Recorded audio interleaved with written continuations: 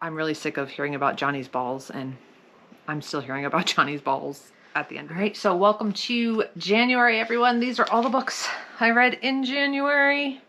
It's actually a smaller stack than usual. This month I read 21 books instead of my usual more than that. So, 22 books. So this will be long as usual, but shorter than maybe in the past. I don't know. Anyway, it's January. I read less.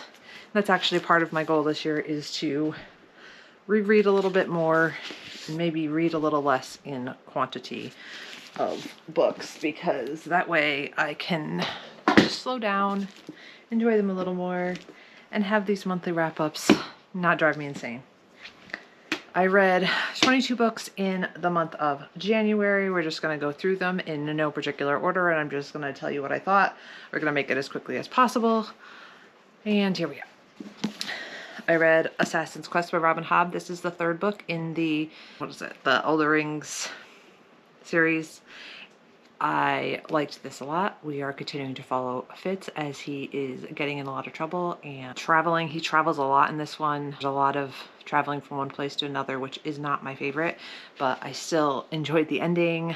And we actually finally get a dragon in this, which is cool. I like this one a lot. I don't like how Fitz ended up in the end, but I kind of expected that, as people say that, you know, Robin, Sob and Hob. So yeah, I still liked it. I think I gave this a 3.75 on the low 4 range, just because all that traveling, I kind of got bored. I'm still very happy to have read it, but it was a little bit of a slog in the middle there. Next, I have Strange Sweet Song. This is a very random book that I read. It's a young adult book. When I first got back into reading, I went and grabbed a bunch of stuff from the used bookstore, and I didn't really know what I would want to read or what I'd be interested in, and I grabbed this and decided just to read it and see what was up.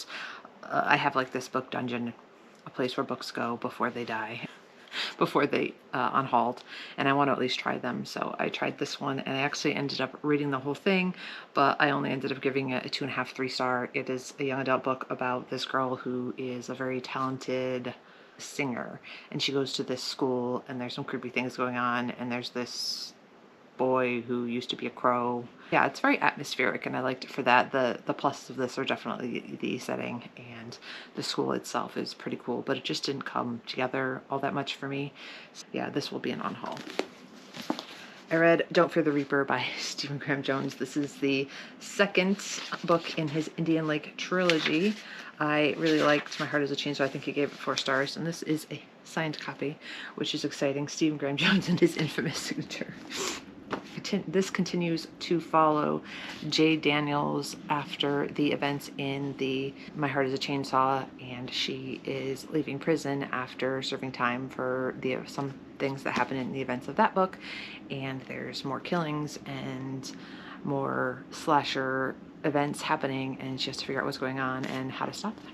So I enjoyed this. I gave this one a 3.75, I think, and mostly that was because I think I was starting to get a little fatigued from the slasherness of it, and it becomes a bit convoluted in like who is the slasher and the motivations, and then it gets changed up a bunch of times, and I got a little confused towards the end, but I still enjoyed it.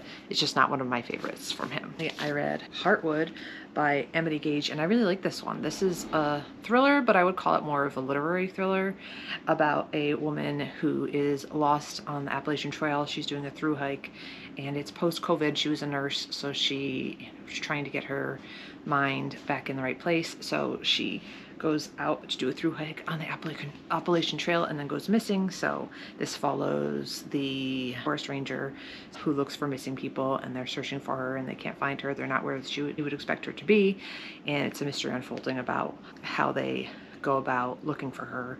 And then there are excerpts of her writing to her mother while she's lost, and they're pretty heartbreaking. And this is very much about a mother-daughter relationship story of the 3 different perspectives we have in here with their daughters or their mothers.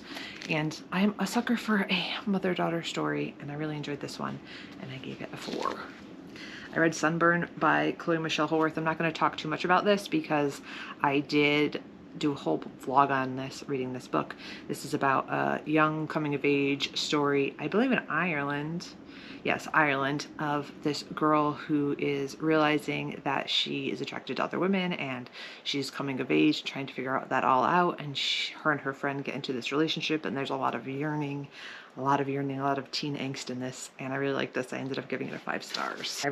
For that, I read Mr. Magic by Kirsten White, and I ended up giving this 4 stars. I really liked this one. It was culty and creepy and had some sort of like religious trauma type themes to it, and I thought it was entertaining.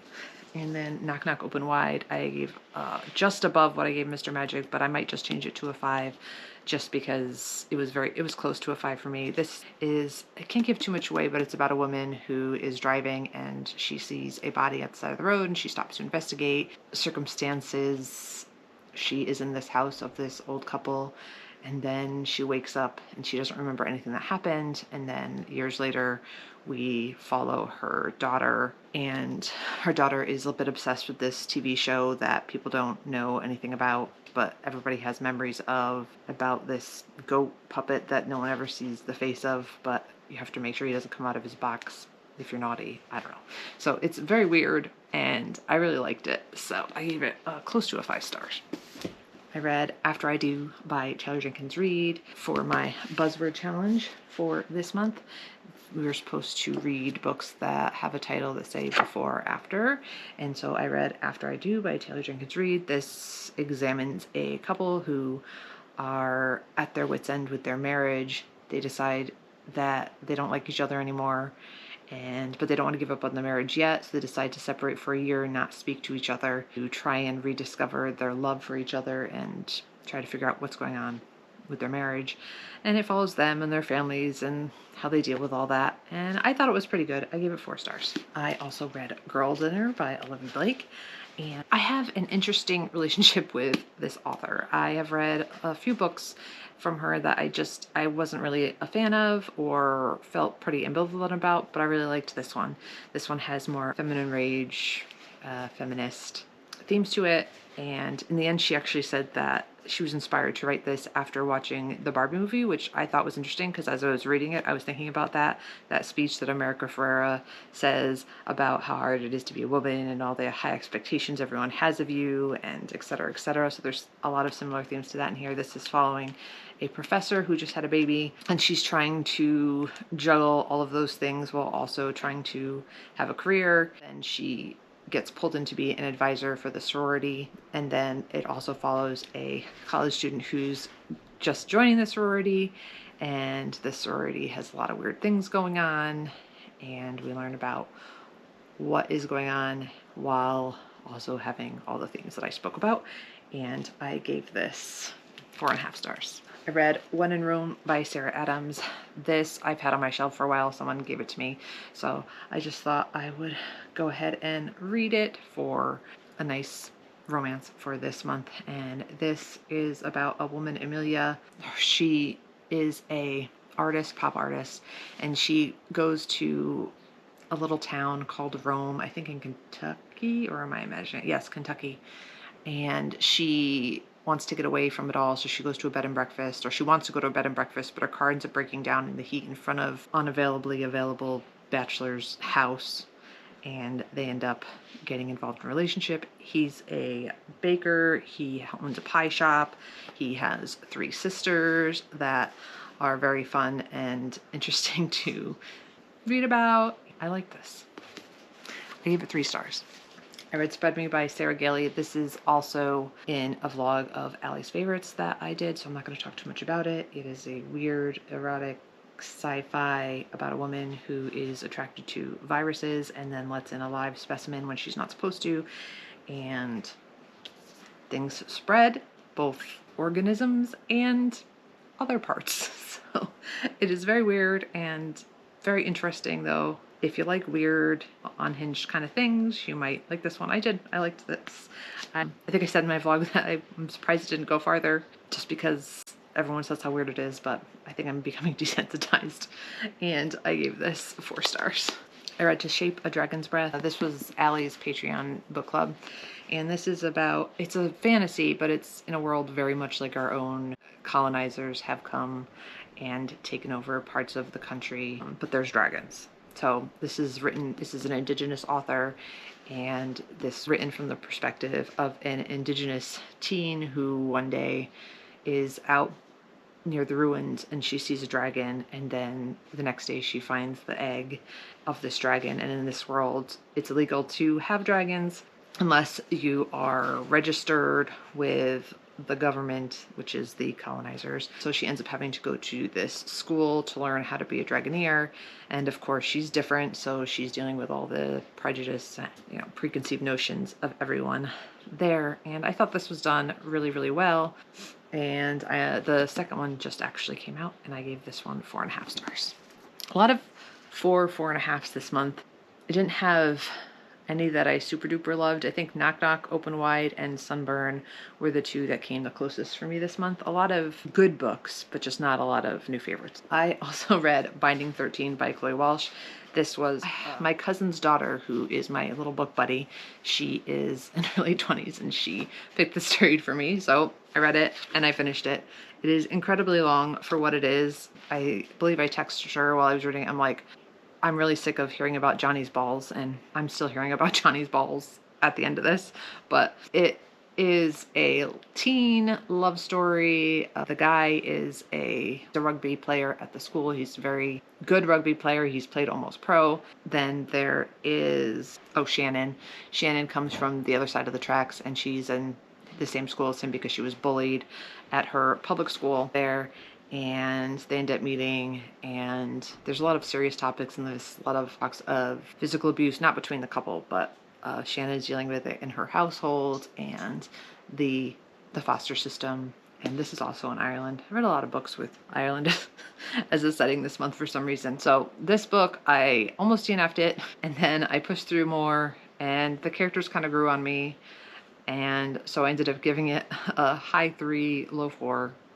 I ended up picking up the next one, and I'm kind of, I don't know, it just grew on me. I said on Instagram that it grew on me like mold, like I didn't want it to grow on me, but because I was reading it with a friend, I pushed through and ended up liking it. So I don't know, I wouldn't recommend it, but a lot of people seem to like it. Post recording of my January wrap up, Alicia here. It is the 30th? No.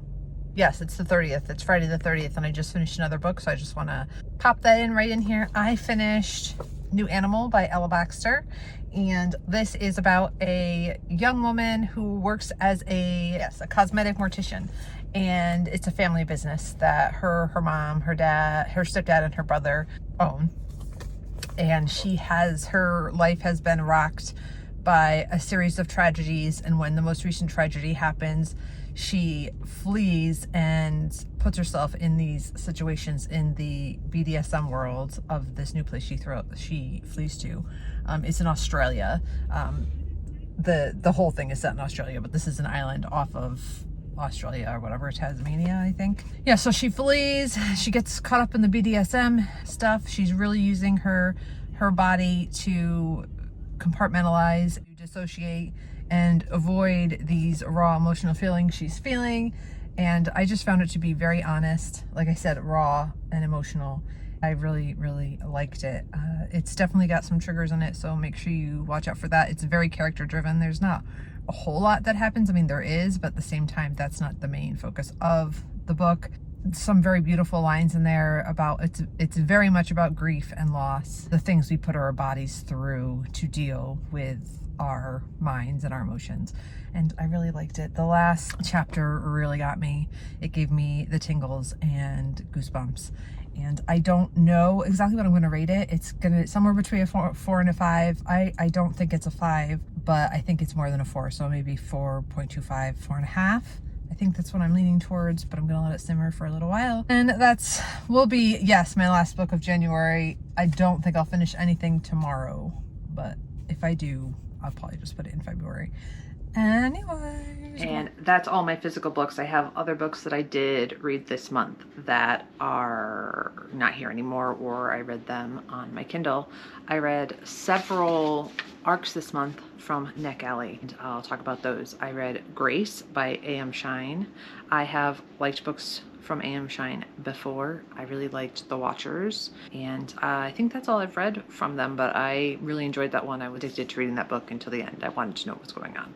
So I really enjoyed that. That's why I picked this up from NetGalley. It is set on a mysterious island where there's no kids for some reason. We don't know why, and Grace goes there. She was adopted out, but her birth mom lived there, and she passes away and leaves her the house, and the person who contacts her is like, she doesn't want you coming here. Of course, she ends up going there anyway, and there's a priest named Robin who has some sketchy stuff going on, and the people of this island are behaving weird and a little culty. There's Irish folklore involved in this. I thought this was okay. I got through it, but I ended up giving it a 2.5. I was kind of bored towards the end. That the characters were only slightly developed. I really didn't care about what was going on. I didn't like that the islanders were doing some info dumping in a way that wasn't that interesting. It felt a bit removed from, like, the writing style felt a bit removed from the story. I don't know. It's just, there was just something about it that just didn't work for me. Supposedly, people who try to leave this island, something happens and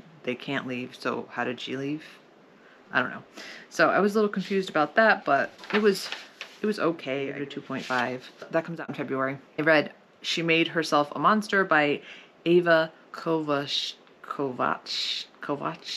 That is a book about this girl who her uncle raised her. Uncle, they're not blood related, because her parents passed away in a fire, and the whole village think that she's cursed because her mom was pregnant with her when the fire happened. They were able to save her, but both her parents died. So the whole town, this is like kind of like a medievally time period, and the whole town thinks that she's cursed, so she's had a difficult life because of that. Her uncle, who took her in as a ward, is planning to marry her when she comes of age, and so she's trying to hide the fact that she has started menstruating and she doesn't want to, live anymore with him. She wants to run away, but she's tried to in the past and he's dragged her right back.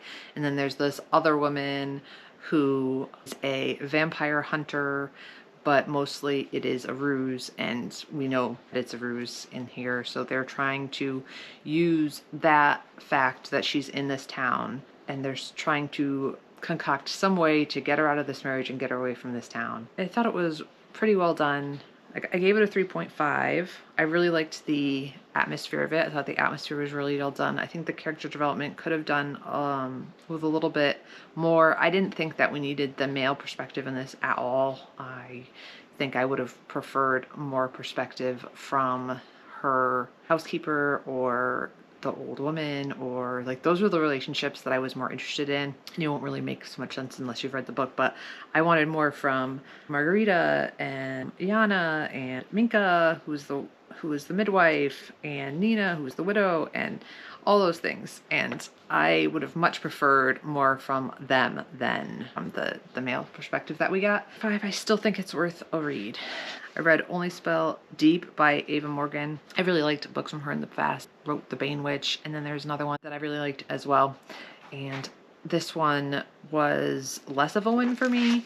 This is about a woman named Jude who lived on this giant manor, and there was a fire, and in order to take her inheritance, she's supposed to continue traditions that she doesn't want to continue, and so she decides instead to go into foster care, and she ends up in the city of Seattle as she is older. Witchcraft and magic involved. She ends up getting invited into this circle of people who also have magical talents, and there's also this eldritch sea creature and somewhat of a love story. I found this to be very plot driven. There was a lot of things going on, and the character development I felt was pretty weak. I still enjoyed it. I had a good time with it, but I just wanted a little more from it, considering the books from her in the past I've really enjoyed. There's just, like I said, there was a lot going on, and it's only, 300 something page book, and I felt the pacing was a little weird. I don't know. I think it's still worth a shot to read if it sounds interesting to you, but I ended up just giving it a 3. I read Heart The Lover by Lily King from the library, which I already had to return. I like this a lot. I gave it 4.5 stars. And this is a book about a relationship between this woman, unnamed woman, I believe. They call her Jordan, but I don't think that's her name. That's a nickname that they gave her. When they're in college, they're all writers. There's Jordan, there's Sam and Yash, and they're mates.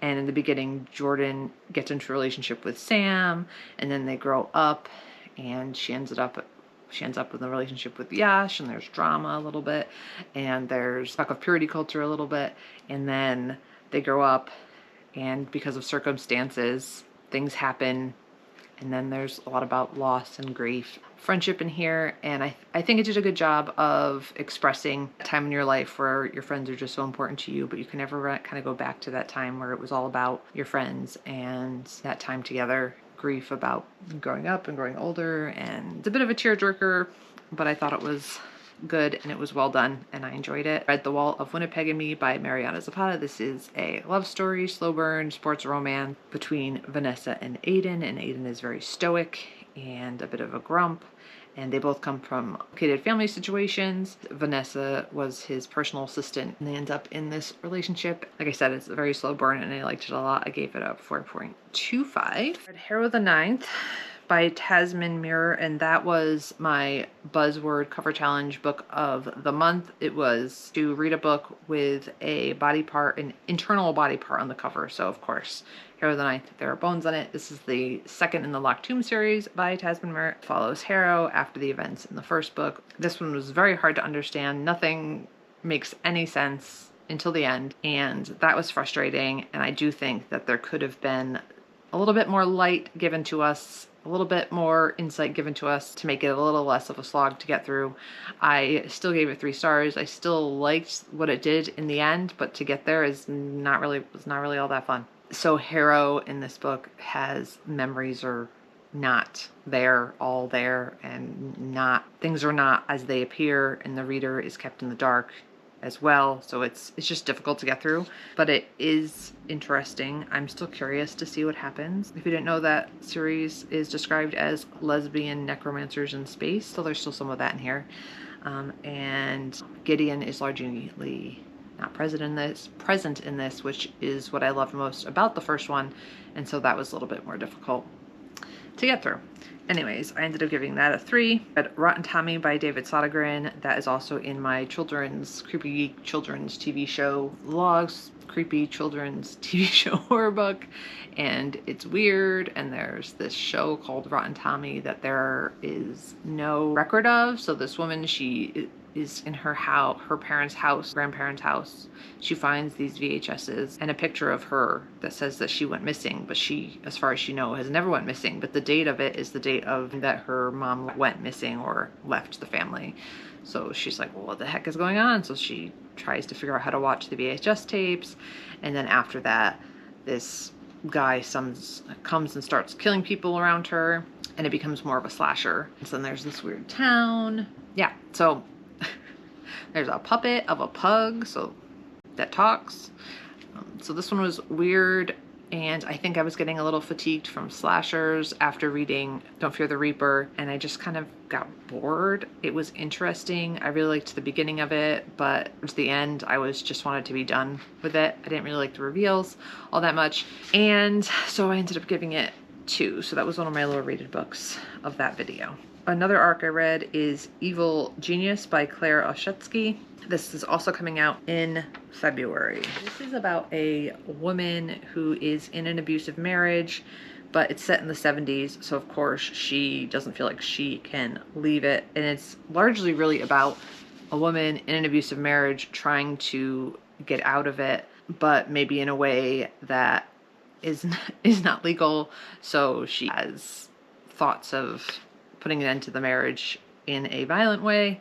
Then she starts to break out of her shell ways and just sort of goes against him at every turn, and then pays the price for that. And it's her trying to break away from this marriage. That's primarily what it's about. It's a little feminine and ragey, but it's definitely more of the struggle of a woman trying to get out of a bad marriage in the 1970s. I gave that 4 stars. I read Mary Jane by Jessica Anya Blott, and I gave that I would say, I think I gave that a 4.5 star too. This is a coming of age story about a girl who babysits for, being a summer nanny for this family, and her family is very conservative and religious, and this family, I think this is in the 70s too, maybe the 60s, I can't remember, but it's in the past. This family is very loosey-goosey and a bit of hippie. The father's a psychologist, the mom's a stay-at-home mom, but maybe doesn't want to be.